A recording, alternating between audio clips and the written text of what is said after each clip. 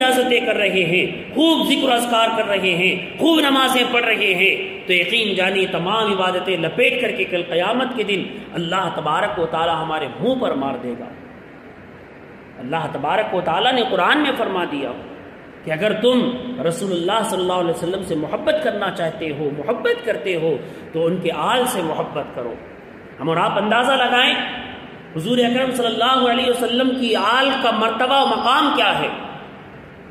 عبادت ایک ایسی چیز ہے جس میں کسی کو شریک نہیں کیا جا سکتا، اور اللہ کی عبادت میں کسی کو شریک کرنے کا مطلب شرک کہلاتا ہے، اور کوئی انسان اس عبادت میں کسی کو شریک کرے تو مشرک بن جاتا ہے اور اس کی معافی نہیں ہے جب تک وہ توبہ نہ کر لے۔ مگر اللہ تبارک و تعالیٰ نے عبادت کے ساتھ ساتھ اللہ کی عبادت کے سوا ہم اور آپ کسی کی عبادت نہیں کرتے، اور نہ ہی کسی کی عبادت ہمیں اور آپ کو کرنی چاہیے۔ کیوں؟ اس لیے کہ صرف اور صرف اللہ کی ذات عبادت کے لائق ہے، اس کے سوا کوئی ذات عبادت کے لائق نہیں ہے، اور نہ ہی ہم رسول اللہ صلی اللہ علیہ وسلم کی عبادت کرتے ہیں۔ ہم یہ بات بہت اچھی طریقے سے یاد رکھیں، ہم رسول اللہ صلی اللہ علیہ وسلم کی بھی عبادت نہیں کرتے، ہم دنیا میں کسی کی عبادت نہیں کرتے سوائے اللہ تبارک و تعالیٰ کے۔ مگر عبادت کیا ہے؟ میں نے پچھلے 2 جمعہ قبل بھی ایک بات کہی تھی، آج مختصر ایک بات پھر آپ سے کہہ رہا ہوں۔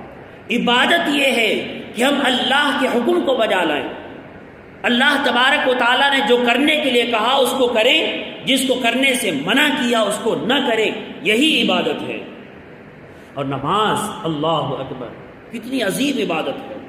حدیث پاک میں حضور اکرم صلی اللہ علیہ وسلم نے فرمایا کہ نماز ایسی عبادت ہے کہ کافر اور مسلمان کے درمیان فرق پیدا کرتی ہے۔ اتنی عظیم عبادت، زمین تو زمین سے اٹھ کر کے پہلے آسمان سے لے کر کے عرش تک ہر ایک رکن نماز کا ادا کیا جا رہا ہے، اور قیامت تک وہ فرشتے اس رکن میں کھڑے رہیں گے۔ یعنی کوئی قیام کی حالت میں ہے، کوئی سجدے کی حالت میں ہے، کوئی رکوع کی حالت میں ہے، کوئی تشہد کی حالت میں ہے۔